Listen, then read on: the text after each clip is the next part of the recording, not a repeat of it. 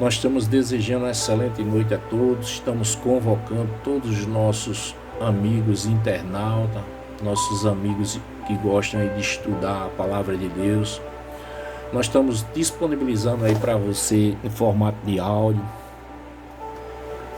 vídeo no formato de áudio. Hoje a gente vai trazer para você o vídeo 02, que fala sobre uma pregação poderosa e transformadora lá no livro de Atos, no capítulo 2, versículo 36, 37 e 38, tem como tema principal os fatores que influenciaram em um grande movimento de expansão da igreja primitiva. São 7 estudos maravilhosos, edificadores para a sua vida, e a gente vai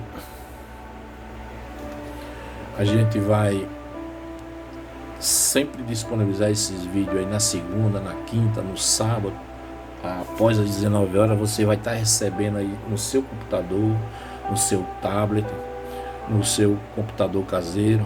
Você vai estudar aí na sua tranquilidade do seu lar aí a palavra de Deus, e vai se edificar a sua vida. Vamos iniciar com a oração. Após aí a gente vai explanar o livro de Atos 2, 36, 37 e 38. Senhor, Tu és a nossa força, Senhor. Queremos agradecer pelas Tuas maravilhas sobre a nossa vida.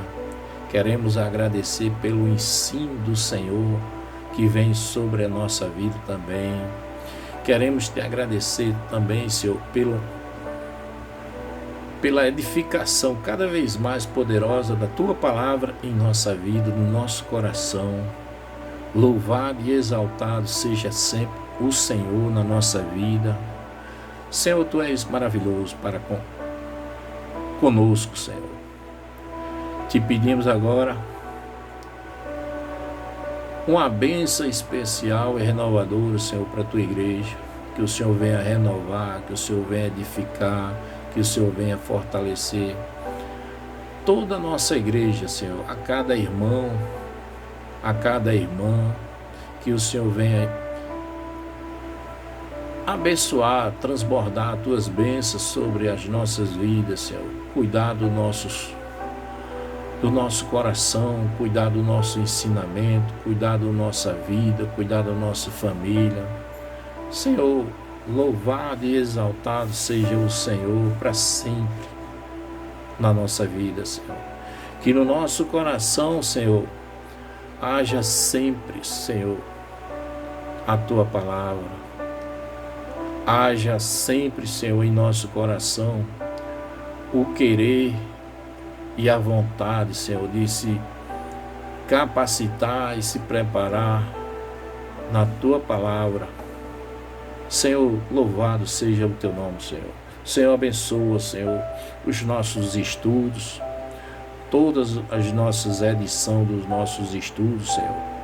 Senhor, eu quero agradecer, Senhor, pelo ensinamento que o Senhor tem colocado nos últimos anos, nos últimos dias em nosso coração, Senhor. Porque nós temos consciência plena, Senhor, porque esses estudos, Senhor, eles são estudos fortalecedores, são estudos edificadores, são estudos que vão salvar a vida, são estudos que vão levantar a vida, são estudos que vão renovar a vida, são estudos que vão levantar, Senhor, e trazer motivação, trazer paz, trazer fortalecimento, porque a Tua palavra ela traz paz, traz renovação. O ensino da Tua palavra, ela propicia paz, ela propicia renovação, ela propicia educação, ela propicia grandeza na vida das pessoas, Senhor. Senhor, obrigado, louvado seja o Senhor, e a Tua palavra sempre em nosso coração, Senhor. Edifica cada vez mais, Senhor, o nosso coração, e edifica cada vez mais a nossa igreja, Senhor, centrada na palavra de Cristo na nossa vida, Senhor. Senhor, Tu és poderoso, Tu és grande, Tu és a nossa maravilha e a nossa força, Senhor. Sem Ti, Senhor, somos reconhecedores, Senhor. Nós sem Ti não somos nada, Senhor. Mas graças ao Senhor, graças pela Tua misericórdia, que a salvação, o cuidar do Senhor veio até a nossa vida, Senhor. Glória seja dada ao Teu nome sempre na nossa vida, Senhor. Glória seja dada sempre. Queremos Te agradecer por esse momento tão maravilhoso na Tua presença, Senhor. Senhor, nos edifica cada vez mais, Senhor, com a Tua palavra. Faz, Senhor, a nossa boca e o nosso coração profetizar, Senhor, sermãos transformadores, sermãos poderosos, sermãos edificadores, para que pessoas, Senhor, venham a ser edificadas, venham a ser transformadas, pessoas venham a ser, Senhor, mudada de vida através das nossas palavras. Senhor, glorificado seja o Senhor para sempre, Senhor, em nossa vida, Senhor. Que o nosso coração seja um instrumento, Senhor, cada vez mais do Teu ensinamento, da Tua sabedoria e da Tua vontade, Senhor. Te agradecemos, Jesus. Tu és maravilhoso. Tu és maravilhoso. Cerramos a nossa oração e dizendo que Tu és maravilhoso, glorioso e grandioso, Senhor. Louvado seja o Teu nome para sempre, Senhor, no nosso coração, Senhor. Estamos iniciando a nossa programação e queremos que você abra aí a sua Bíblia e você nos acompanhe nesse estudo maravilhoso, esse estudo edificador. Nós falamos muito quando falamos, olhamos e estudamos a Bíblia, estudamos essas passagens bíblicas, a gente vê aí uma pregação poderosa, muito transformadora. Essa foi uma das pregações nesse livro de Atos, no capítulo 2, versículo 36, 37 e 38. Essa pregação ela ficou na história, ficou marcada eternamente. Foi uma das pregações onde se houve mais convenção, mais as pessoas se conscientizaram, se arrependeram e viram que a solução para as suas vidas estava em aceitar Cristo. Uma das pregações mais poderosas que a Bíblia fala. E você vê aí no livro sagrado, na Bíblia Sagrada, você pode abrir aí no capítulo 2 do livro de Atos, versículo 36, ele fala assim: estejam absolutamente certos, pois toda a casa de Israel, de que a este Jesus que vocês crucificaram, Deus o fez Senhor e Cristo. Esse versículo aqui, ó, ele ele chama atenção aí, enfatiza aí, mostra aí a questão da declaração. Pedro estava pregando aí poderosamente, direcionado pelo Espírito Santo. Ele, na pregação dele, desse versículo aí, ele mostra que para aquelas pessoas, a grande declaração que ele fez nesse versículo mostra que Jesus, quem era Jesus naquele momento, quem era Jesus. E o versículo 37 diz assim na palavra de Deus, o versículo 37 no capítulo 2 diz assim: ouvindo isto, ficaram muito comovidos e perguntaram a Pedro e aos outros apóstolos: irmão, o que faremos? Eu vou ler todo aqui o versículo completo, o 37 e o 38. Depois eu faço algumas explanações, algumas observações que a gente tem a fazer sobre esse momento aqui edificante. E mostra aqui que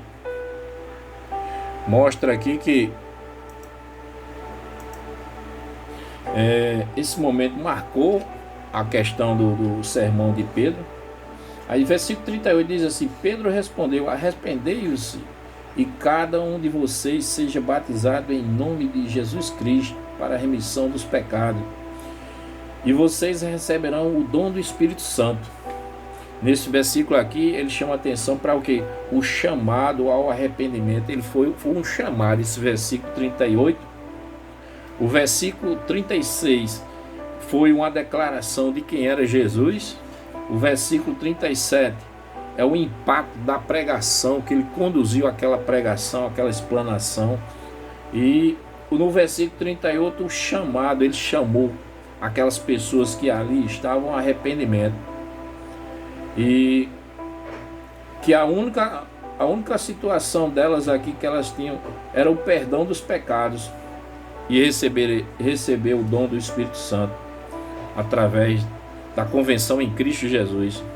E quando você olha para esse sermão aqui, nesse momento aqui, em Atos 2, 36, 37, 38, você vê aí, quando você volta ao tempo, se você voltar ao tempo, você fazer uma regressão ao tempo, você vê aí um local, aí um momento dessa pregação aí, os apóstolos, a quantidade de pessoas que tinham aí era enorme. Se você vê aí nesse mesmo momento aí,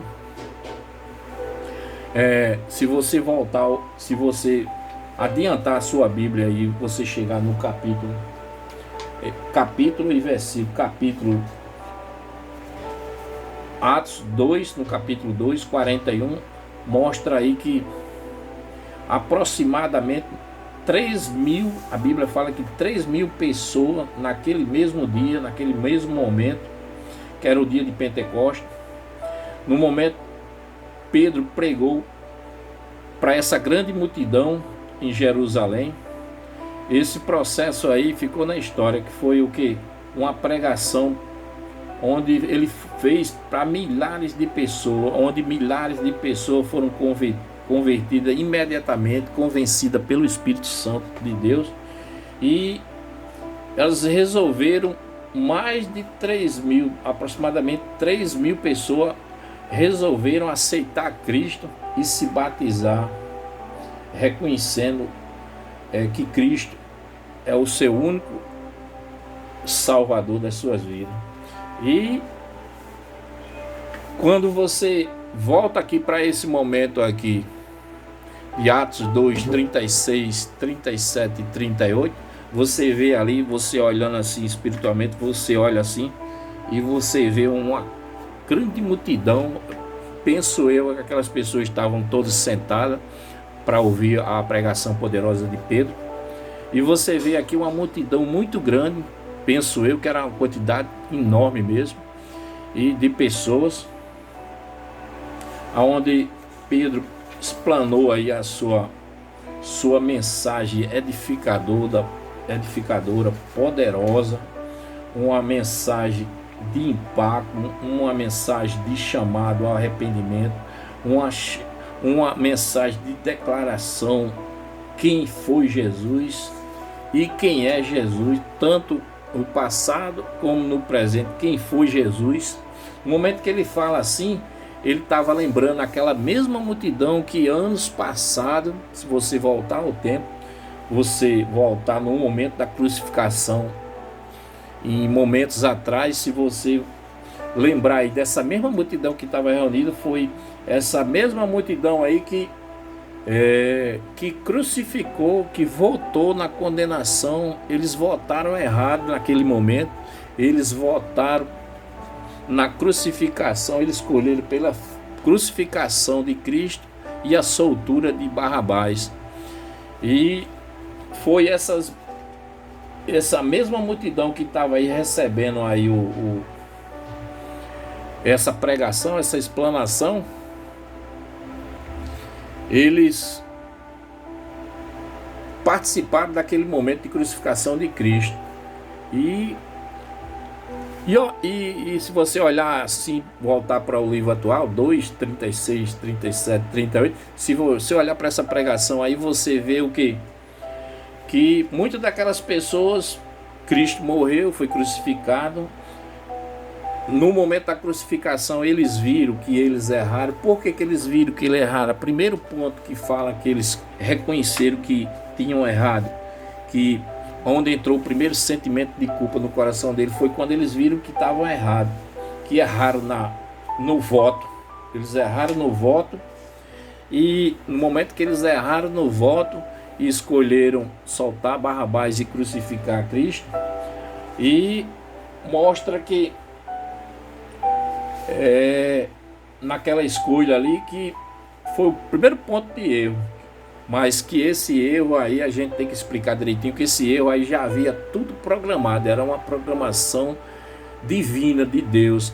Tinha que passar Jesus, ele tinha que passar, as pessoas tinham que votar daquele jeito, e tudo tinha que acontecer daquele jeito, porque já tinha sido estabelecido divinamente. Tudo que tinha que acontecer, Cristo pregado na cruz, Cristo morto na cruz, tinha que acontecer divinamente para se estabelecer toda a passagem de Cristo. Então, naquele momento que eles votaram errado, a culpa entrou no coração. Poucos minutos depois, quando Cristo estava morrendo na cruz, foi quando eles viram que tinha errado. Por que eles viram que tinham errado? Porque até esse momento de voto, o momento do trajetória de Cristo até a crucificação, que eles pregaram Cristo na cruz, eles não sabiam ainda que tinham errado, porque eles não sabiam, que eles tinham dúvida de quem era aquela pessoa. Aí veio o que? A morte de Cristo na cruz. Jesus cravado na cruz, ele o que? O corpo foi morrendo. Então veio a morte de Cristo cravado na cruz, e no processo de morte, ele cravado na cruz, veio alguns sinais. Aquelas multidão de pessoas estavam ali, ó, a gente imagina aí a quantidade grande de pessoas. Se a gente voltar no tempo, a gente olha aquela quantidade de pessoas grandes ali, tudo olhando ali o Cristo sendo crucificado, junto ao lado aí de mais duas pessoas também. E a gente olha assim, vê, pelo que nós estamos vendo no texto aqui, no relato do texto, uma quantidade muito grande de gente, de autoridades, de segurança, e muitos deles zombando e rindo do Filho de Deus.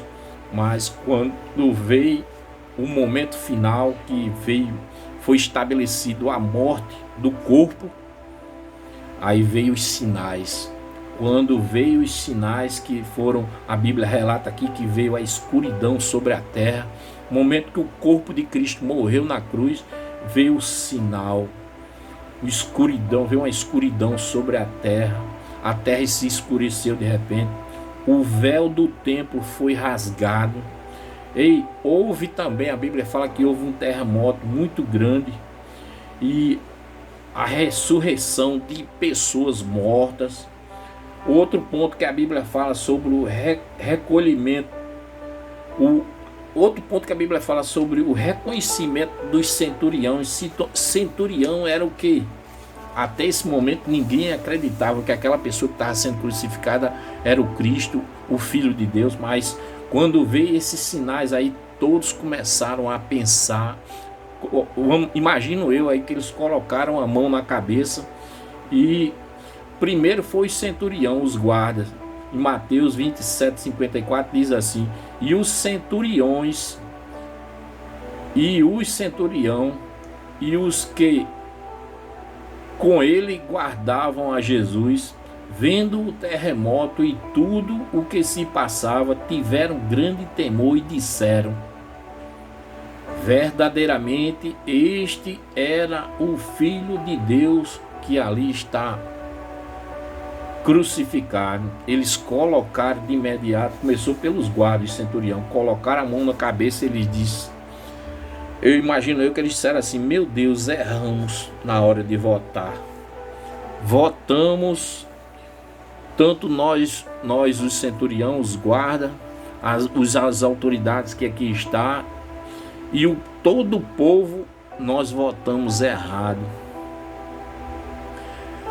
Votamos e escolhemos para a soltura de Barrabás, e escolhemos e votamos na crucificação do Filho de Deus. Acabamos de matar o Filho de Deus crucificado na cruz. Foi aquele momento ali que todas aquelas pessoas ali, começando pelos guardas, creio eu, aí se você voltar no tempo, foi um rebuliço grande ali, viu? Foi uma situação grande, um rebuliço grande ali, aonde se você levar por esse momento aí, foi o primeiro momento que entrou a culpa no coração da humanidade. A culpa ela é um pecado. Foi o primeiro momento que entrou o pecado de culpa no coração de todos aqueles que estavam ali, daquela multidão grande, dos guardas, das autoridades que decretaram sentença de Jesus. E foi um corre-corre grande aquele momento. Então, trazendo para os dias de hoje, para essa pregação aqui de Pedro, aqui 2, 36, 37 e 38, essa mesma explanação aqui que Pedro está fazendo aqui, anos depois, ali sentado, aquela multidão sentada, creio eu que estavam sentados, e Pedro fazendo esse sermão, apresentou Jesus, que apresentou aquele Jesus que aquelas pessoas tinham crucificado, tinham votado e matado a Jesus, o Filho de Deus, na cruz. E no processo de pregação dele, no versículo, se você ver na Bíblia, no versículo 36, fala sobre Pedro faz a declaração de quem era aquele Jesus, quem era Jesus, aquele que eles crucificaram, aqueles que eles mataram na cruz. No versículo 37, ele fala também sobre o impacto, aqui ele mostra o impacto da pregação que ele fez no momento, o que foi que causou no coração daquelas pessoas. Isso aí são pontos cruciais para você entender porque aquela pregação se deu, uma pregação que ficou na história, onde 3.000 pessoas se converteram, se batizaram. Foi por causa justamente desse impacto, dessa pregação de Pedro, porque o Espírito Santo, ele sabia, as pessoas ali, alguns tinham esquecido, talvez os apóstolos também tinham esquecido, mas os apóstolos foram usados pelo Espírito Santo de Deus para focar esse momento aí que houve no passado, e para eles lembrar no presente que só tinha um caminho para eles, para aquelas pessoas, aquela multidão, só tinha um caminho, era o que? Aceitar Cristo. E no versículo 38 fala assim que o chamado, Pedro mostra um grande chamado ao arrependimento de todos eles. Falou ali sobre a questão do arrependimento, e Pedro focou que só havia uma situação, só havia um momento, só havia uma chance para a humanidade, para aquelas pessoas que estavam ali, era se arrepender. Se arrepender, aceitar Cristo como seu Salvador, e então se batizar, aceitando como Cristo, sendo Cristo como o seu Senhor das suas vidas. E, meu irmãozinho, assim se deu. Essa pregação aí culminou aí com um sentimento de culpa que transbordou no coração, avivou no coração daquelas pessoas, e aquelas pessoas foram impactadas tremendamente, rapidamente. É como se elas falaram assim: vamos corrigir o nosso erro do passado. E então eles aceitaram a Cristo. Foi uma pregação que ficou gravada, vamos dizer assim, ficou eternizada por resto da vida, o resto eternizada para sempre, como mostra a palavra de Deus, a Bíblia. E A gente, esse esboço bíblico, esse estudo bíblico é um estudo tão glorioso. E se você pegar aqui, eu separei algumas explanações, alguns rascunhos aqui referente a esse estudo aqui. Meu amigo, você prega, você faz esboço, pregador de verdade prega 4 horas, 5 horas, porque tem explanação, tem caminho para você pregar aqui. Pedro, quem era Pedro? Pedro era um dos principais apóstolos de Jesus Cristo. O nome dele original era Simão, mas Jesus trocou o nome dele, começou a chamar ele de Pedro. Era pescador na Galiléia. Foi um dos principais discípulos que foi chamado, um dos principais e um dos primeiros discípulos escolhido para estar ali ao lado de Cristo. E a sua liderança, foi e sempre será uma liderança inspiradora. Ele marcou aí o início da igreja com essa forte pregação aí, uma pregação gloriosa que gerou aí um processo aí de captação aí, de entrega de pessoas muito grande. E esse processo de pregação, explanação, a gente vê aí como modelo, como exemplo. Hoje as pessoas estão procurando ler, entender a Bíblia. Quando você lê, entende a Bíblia, quando você tem o Espírito Santo de Deus, você tem como captar, você tem como fazer reflexão, você tem como pegar algo maravilhoso da Bíblia. A gente vê aí nesse momento aí, dessas pregação aí, momentos que até hoje no século XXI existe esse processo. Hoje se fala muito em processo de liderança motivadora, liderança servidora, liderança carismática, alguns tipos de liderança. Aí hoje esses tipos de liderança hoje eles são encontrados, aí as pessoas buscam se aperfeiçoar em faculdades, cursos específicos, cursos de teologias a nível bacharelato. Hoje em dia a gente vê muitas pessoas procurando esse tipo de liderança para se capacitar, para entender mais. Isso é louvável. Mas quando você estuda esses livros aí, esses livros da Bíblia inicial, a igreja primitiva, no momento inicial, você fica impactado, você fica maravilhado, porque você aprende tanto.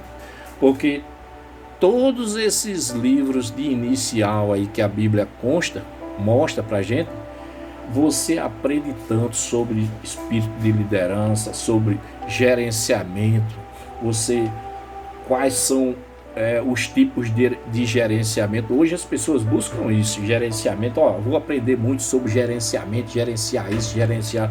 As pessoas querem se tornar líder eficiente na parte gerencial, gerenciar as suas congregações, gerenciar as pessoas, a questão de liderança. Aí quando você busca esses estudos aí, você estuda esses livros da Bíblia, você vê tudo isso. Eu fiquei impactado, guardei algumas coisas aqui desses estudos para mim, porque dentro desses estudos aí, desses processos de pregação de Pedro, de Paulo e outros apóstolos que foram taxados até hoje, eternizados até hoje como lideranças modelo, lideranças que ficaram na história do cristianismo, você aprende todos esses processos de liderança, de gerenciamento. Lá já existia, a Bíblia mostra que já existia, você aprende aos processos de liderança com amor, liderança eficaz, liderança religiosa, liderança, gerenciamento, todo tipo de gerenciamento de crise, hoje em dia as pessoas veem muito isso, né? Gerenciamento de crise, mas que tudo isso já está aí na Bíblia desde o início, desde a igreja primitiva, e os líderes já... E nesse tempo aí não existia hoje as ferramentas de aperfeiçoamento que existe hoje, mas que esses homens do passado, eles tinham um espírito de liderança muito grande, porque eles eram inspirados pelo Espírito Santo de Deus. E aí, se você levar para o contexto de hoje, na atualidade, a atualidade cristocêntrica, eu estou falando na amplitude cristã, liderança cristã. Se você for para, vamos dizer assim, você for escolhido, ou você for um pensamento de ser um líder religioso, um líder cristão, se você não tiver a presença do Espírito Santo, você vai ter sérias dificuldades tanto para ler a Bíblia, entender a Bíblia, para liderar pessoas, para o processo de liderança, para a tomada de decisão referente aos líderes de liderança, gestão sua, ela não vai ser muito boa não, porque o processo de liderança e gerenciamento que a gente vê lá no início da Bíblia, no livro, nesses livros aí, nessas passagens, nessas pregações de Pedro, de Paulo, a gente vê aí que elas eram atreladas ao Espírito Santo de Deus. Por isso que eu digo hoje, ó, a seleção de novos oficiais líderes, pessoas para trabalhar na parte de liderança, apóstolos, diáconos, presbíteros, e outros que tem mais, tem que ser feita uma escolha, tem que ser selecionado, tem que ser homens, primeiramente, com o Espírito Santo, tem que carregar o Espírito Santo de Deus em seu coração. E se carregar o Espírito Santo de Deus, ele vai ter uma gestão de liderança boa. Por quê? Porque a interpretação da Bíblia, ela depende do espírito de liderança que ele vai ter, depende do Espírito Santo de Deus. O que ele for ler na Bíblia, o que ele for espanar na Bíblia, se ele não tiver o Espírito Santo de Deus, ele não vai saber interpretar a Bíblia, mesmo que nos dias de hoje, no século 21, o líder ele seja formado em bacharel, ele seja formado em isso, seja formado em aquilo, mas se ele não tiver o principal atributo de um espírito de liderança vencedor, um espírito de liderança vitoriosa cristã, carregar o Espírito Santo, ser batizado com o Espírito Santo de Deus em seu coração, aí sim vai ser uma liderança vitoriosa, uma liderança de sucesso, modelo de sucesso, um gerenciamento de sucesso, porque é inspirada e centrada no modelo cristocêntrico. Não sei se você já viu algum dia falar, eu vejo muito falar isso, rapaz, fulano lê a Bíblia e não entende. Rapaz, fulano lê a Bíblia e aquela pessoa lê a Bíblia, não tem nem muito estudo, é uma pessoa simples, mas o que aquela pessoa, ele é batizado com o Espírito Santo, ele tem o Espírito Santo de Deus no coração, e aquela pessoa lê tudo, e aquela pessoa explana a Bíblia, dá estudo, e dá exemplos na Bíblia. A pessoa lê a Bíblia e entende, porque tem que ter o atributo principal, que é o que? Ser batizado com o Espírito Santo de Deus, carregar o Espírito Santo de Deus no seu coração, ser uma pessoa cheia do Espírito Santo de Deus. Então ela vai ter sucesso, ela vai ter êxito, ela vai ter todo o seu processo gerencial de liderança, ela vai ter sucesso. Por quê? Porque é o Espírito Santo de Deus que vê os detalhes, enxerga os detalhes, é o Espírito Santo de Deus que ensina, é o Espírito de Deus que move, é o Espírito Santo de Deus que traz a direção. E Hoje, no século 21, quando você tem o Espírito Santo de Deus, tem recursos maravilhosos como hoje tem, uma faculdade, uma pós-graduação, um doutorado, são requisitos exemplares aí de uma liderança de sucesso.